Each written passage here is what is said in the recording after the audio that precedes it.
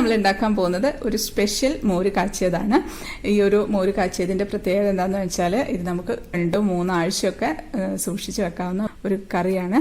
ഇതിന്റെ അമ്മയുടെ സ്പെഷ്യൽ മോര് കാച്ചിയതിന്റെ റെസിപ്പിയാണ് കേട്ടോ. നല്ല ടേസ്റ്റാണ്, ഉണ്ടാക്കാനാണെങ്കിൽ അതിലേറെ എളുപ്പമാണ്. അപ്പോൾ നമുക്ക് റെസിപ്പിയിലേക്ക് പോവാം. അപ്പോൾ നമ്മുടെ മോര് കാച്ചിയത് ഉണ്ടാക്കാനായിട്ട് ഞാൻ എടുക്കുന്നത് ഒരു പാക്കറ്റ് തൈരാണ് കേട്ടോ. 1/2 ലിറ്റർ തൈരാണ്. ഏറ്റവും നല്ലത് നമ്മളിപ്പോൾ സാധാരണ വീട്ടിലുണ്ടാക്കുന്ന തൈരില്ലേ, നല്ല കട്ട തൈര്, അതാണ് നല്ലത്. അത് നമുക്കൊരു മിക്സിയുടെ ജാറിലേക്ക് ഒഴിച്ചു കൊടുക്കാം. ഇതൊന്ന് നമുക്ക് 2-3 പ്രസ് ബട്ടൺ വെച്ച് ഒന്ന് പ്രസ് ചെയ്യുമ്പോഴത്തേക്കും നല്ല സ്മൂത്തായിട്ട് കിട്ടും ഈ തൈര്. ഒട്ടും കട്ടകളൊന്നുമില്ലാതെ നല്ല സ്മൂത്തായിട്ട് വന്നിട്ടുണ്ട്. ഒരുപാട് പുളിയുള്ള തൈര് എടുക്കരുത് കേട്ടോ. ഒരു സാധാരണ ഒരു മീഡിയം പുളിയുള്ള തൈര് എടുത്താൽ മതി. ഇനി നമുക്ക് വേണ്ടത് 1 കപ്പ് തേങ്ങയാണ്. അത് നമുക്ക് മിക്സിയുടെ ജാറിലേക്ക് ഇട്ട് കൊടുക്കാം. അതിലേക്ക് നമുക്കൊരു 1/4 ടീസ്പൂൺ മഞ്ഞൾപ്പൊടി ഇട്ട് കൊടുക്കാം. ഒരു 1/2 ടീസ്പൂൺ ജീരകമാണ്, ചെറിയ ജീരകമാണ് ഇട്ട് കൊടുക്കുന്നത്. ഇനി അതിലേക്ക് ഇടുന്നത് 1 വെളുത്തുള്ളി. ഇനി നമുക്കിത് അരച്ചെടുക്കണം. ഒരുപാട് വെള്ളം ചേർക്കാതെ വേണം അരച്ചെടുക്കാൻ. ഇത് എൻ്റെ അമ്മയുടെ റെസിപ്പിയാണ്. പണ്ടൊക്കെ എന്ന് പറയുന്നത് കല്ലിലാണ് അരച്ച് ഉരുട്ടിയെടുക്കുക ചെയ്യുന്നത്. നമുക്കിപ്പം മിക്സിയിലാവുമ്പോൾ അങ്ങനെ ചെയ്യാൻ പറ്റില്ലല്ലോ. അപ്പോൾ അതുകൊണ്ട് കുറേശ്ശെ വെള്ളം ഒഴിച്ച് കഴിയുന്നത്ര വെള്ളം കുറച്ചിട്ട്, പക്ഷേ എന്നാൽ നന്നായിട്ട് അരച്ചെടുക്കണം. അപ്പം ഒന്ന് അരച്ചിട്ടുണ്ട്. അപ്പം വെള്ളം പോരാത്തതുകൊണ്ട് സൈഡിലേക്കൊക്കെ ഇങ്ങനെ ആയി ഇരിപ്പുണ്ട്. അപ്പം ഞാൻ കുറച്ചുകൂടെ വെള്ളം ഒഴിച്ചു കൊടുക്കുകയാണ്. എന്നിട്ട് നമുക്ക് ഇതുപോലെ ആവശ്യത്തിന് കുറച്ച് വെള്ളം ഒഴിച്ച് അരച്ചെടുക്കാം. ഇപ്പം അത്യാവശ്യം നന്നായിട്ട് അരഞ്ഞിട്ടുണ്ട്. കഴിയുന്നത്രയും വെള്ളം കുറച്ച് അരച്ചെടുക്കാം. ഇനി നമ്മൾ കടായി വെച്ചിട്ടുണ്ട്.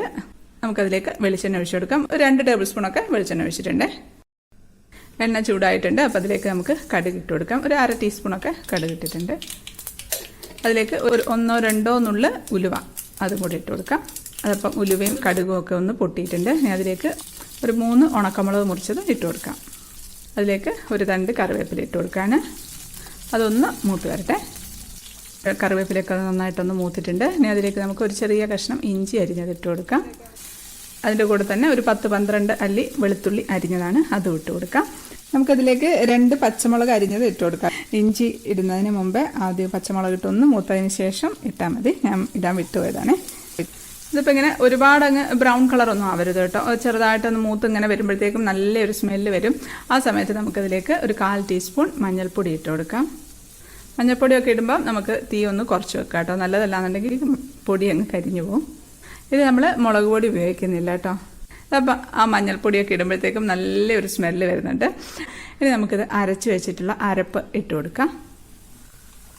അരപ്പ് ചേർത്തിട്ട് നമുക്കൊന്ന് ഇളക്കി കൊടുക്കാം. ഈ അരപ്പിൻ്റെ വെള്ളമൊക്കെ ഒന്ന് വറ്റി അതിൻ്റെ ആ ഒരു പച്ചമണമൊക്കെ ഒന്ന് മാറി ഒന്ന് റെഡി ആവണം. അതുവരെ നമുക്കൊന്ന് ഇളക്കി കൊടുക്കാം. ഒരു മീഡിയം ഫ്ലെയിമിൽ ഇട്ടിട്ട് തന്നെ ചൂടാക്കി എടുക്കാം കേട്ടോ. അപ്പോൾ ഇതിപ്പോൾ ഒരു 3-4 മിനിറ്റൊക്കെ ഒന്ന് ചൂടാക്കിയാൽ മതി. അതിപ്പം അതിൻ്റെ വെള്ളമൊക്കെ ഒന്ന് വറ്റി ഒന്ന് ഡ്രൈ ആയിട്ടുണ്ട്. അത് മതി. ഇനി നമുക്കിതിലേക്ക് മിക്സിയിൽ അടിച്ച് വെച്ചിരിക്കുന്ന തൈരില്ലേ, അതൊഴിച്ചു കൊടുക്കാം. ഇപ്പം അങ്ങനെ ഒരു കളറൊന്നും തോന്നുന്നില്ല, പക്ഷേ കുറച്ച് സമയം ഒന്ന് ഇളക്കുമ്പോഴത്തേക്കും ആ കളറങ്ങ് വന്നോളും. ഇതിലേക്ക് നമുക്ക് ആവശ്യത്തിന് ഉപ്പിട്ട് കൊടുക്കാം. ഞാനിപ്പോൾ ഇതിൽ വെള്ളം ഒഴിക്കുന്നില്ല, കാരണം എനിക്ക് നല്ല കുറുകിയ കറിയാണ് ഇഷ്ടം. കുറച്ച് ലൂസായിട്ടുള്ള കറി ഇഷ്ടമുള്ളവരാണ്, ചിലർക്ക് അങ്ങനെ ഉണ്ടാവും, ലൂസായിട്ടുള്ള കറി ഇഷ്ടമുള്ളവരുണ്ടാവും. അപ്പം അങ്ങനെയുള്ളവരാണെന്നുണ്ടെങ്കിൽ കുറച്ച് തിളപ്പിച്ചാറിയ വെള്ളം ഒഴിച്ചു കൊടുത്താൽ മതി. പച്ചവെള്ളം ഒഴിക്കരുതേ. ഒരുപാട് അങ്ങ് തിളപ്പിക്കുകയൊന്നും ചെയ്യരുത് കേട്ടോ. ഇത് നമ്മളിപ്പോൾ സൈഡിൽ നിന്ന് നോക്കുന്ന സമയത്ത് പുക ഇങ്ങനെ ചെറുതായിട്ട് ഇങ്ങനെ പോകും, അതിൻ്റെ ഒരു ആവി ഇങ്ങനെ മുകളിലോട്ട് പോകുന്ന ആ ഒരു ഇത് മാത്രം മതി. അപ്പോഴത്തേക്ക് നമുക്ക് ഓഫാക്കാം, കാരണം നമ്മുടെ അരപ്പൊക്കെ വെന്തതാണ്. തൈരും ഒന്ന് ചൂടായാൽ മതി, തിളക്കുകയേ ചെയ്യരുത് കേട്ടോ. തിളച്ച് കഴിഞ്ഞാൽ പിന്നെ നമ്മൾ ഈ കറി കൂട്ടാനേ കൊള്ളില്ല. അപ്പോൾ നമ്മൾ അത് പ്രത്യേകിച്ച് ശ്രദ്ധിക്കണം. നമ്മളിങ്ങനെ നോക്കിക്കൊണ്ടിരിക്കണം. ഇത് ഇങ്ങനെ തിള വരാതെ നോക്കണം, തിളയ്ക്കുന്നതിന് മുമ്പ് തന്നെ എടുക്കണം. അപ്പോൾ ഇതുപോലെ സൈഡിൽ നിന്ന് ഇങ്ങനെ നോക്കുമ്പോൾ ആവി ഇങ്ങനെ പോകും. ക്യാമറയിൽ അങ്ങനെ കാണുന്നില്ല കേട്ടോ, ചെറുതായിട്ട് ആവി പോകുന്നുണ്ട്. അത് ഞാൻ ഓഫാക്കുകയാണ്. ഇത് മതി. ഓഫാക്കിയിട്ടുണ്ട്. ഇതിലേക്ക് ഒരു 1/4 ടീസ്പൂൺ ഉലുവ വറുത്ത് പൊടിച്ചതാണ്, അതിട്ട് കൊടുക്കാം. അപ്പോൾ ഇതുപോലെ ഉലുവ വറുത്ത് പൊടിച്ച് ഒരു കുപ്പിയിലാക്കി വെക്കുകയാണെന്നുണ്ടെങ്കിൽ നമുക്ക് മീൻകറിയിലും ഇങ്ങനെ മോര് കാച്ചുമ്പോഴും ഒക്കെ ഇടാൻ പറ്റും. ഇനി നമുക്കിതിലേക്ക് ഒരു 1/4 ടീസ്പൂൺ തൊട്ട് 1/2 ടീസ്പൂൺ വരെ പഞ്ചസാര ഇട്ട് കൊടുക്കാം. അപ്പോൾ തൈരിൻ്റെ പുളിയുടെ അനുസരിച്ചാണ് കേട്ടോ പഞ്ചസാര ഇട്ട് കൊടുക്കേണ്ടത്. നല്ല പുളിയുള്ളതാണെങ്കിൽ ഒരു 1/2 ടീസ്പൂൺ ഇടാം, ഇല്ലാന്നുണ്ടെങ്കിൽ ഒരു 1/4 ടീസ്പൂണൊക്കെ ഇട്ടാൽ മതിയോ. ഇനി അതിൻ്റെ കൂടെ ഒരു 1/2 ടീസ്പൂൺ കുരുമുളക് പൊടിയും കൂടെ ഇട്ട് കൊടുക്കാം. അത് ആയിട്ടുണ്ട്. ഇനി ഞാനൊന്ന് ടേസ്റ്റ് ചെയ്ത് നോക്കട്ടെ. നല്ല ടേസ്റ്റ് ഉണ്ട് കേട്ടോ, അടിപൊളിയാണ്. പുളിയും എരിവും ചെറിയൊരു മധുരവും ഒക്കെ കൂടെ ആയിട്ട് നല്ല ടേസ്റ്റുള്ള ഒരു മോര് കാച്ചിയതാണ്. ഒരു പ്രത്യേക രുചിയുള്ള ഒരു മോര് കാച്ചിയതിൻ്റെ റെസിപ്പി ആട്ടോ ഇത്. തീർച്ചയായിട്ടും ഇഷ്ടപ്പെടും, എന്തായാലും ഉണ്ടാക്കി നോക്കണം. ഉപ്പൊക്കെ നോക്കി ഉപ്പ് വേണമെന്നുണ്ടെങ്കിൽ ഉപ്പിട്ട് കൊടുക്കണം. എരിവ് കുറച്ചുകൂടെ വേണമെന്നുണ്ടെങ്കിൽ കുരുമുളക് പൊടി ഇട്ട് കൊടുക്കാം. ഇത്രയേ ഉള്ളൂ നമ്മുടെ മോര് കാച്ചിയത്. ഈസി മോര് കാച്ചിയതാണ്. ഇത് നമ്മൾ ഒരുപാട് ദിവസം നമുക്ക് സൂക്ഷിച്ച് വെക്കാൻ പറ്റും.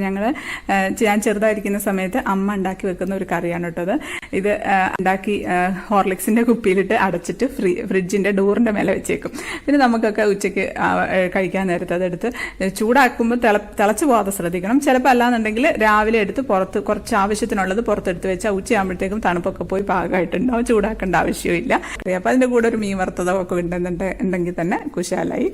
ഇതപ്പം ഞാൻ മോര് കാച്ചിയത് ഒരു പാത്രത്തിൽ എടുത്ത് വെച്ചിട്ടുണ്ട്. നല്ല കുറുകിയ കറിയാണ് കേട്ടോ. കണ്ട നല്ല ടേസ്റ്റുള്ള കുറുകിയ ഒരു കറിയാണ്.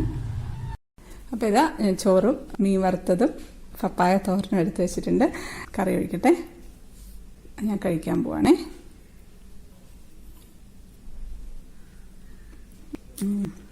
നല്ല ടേസ്റ്റ് ഉണ്ട് കേട്ടോ.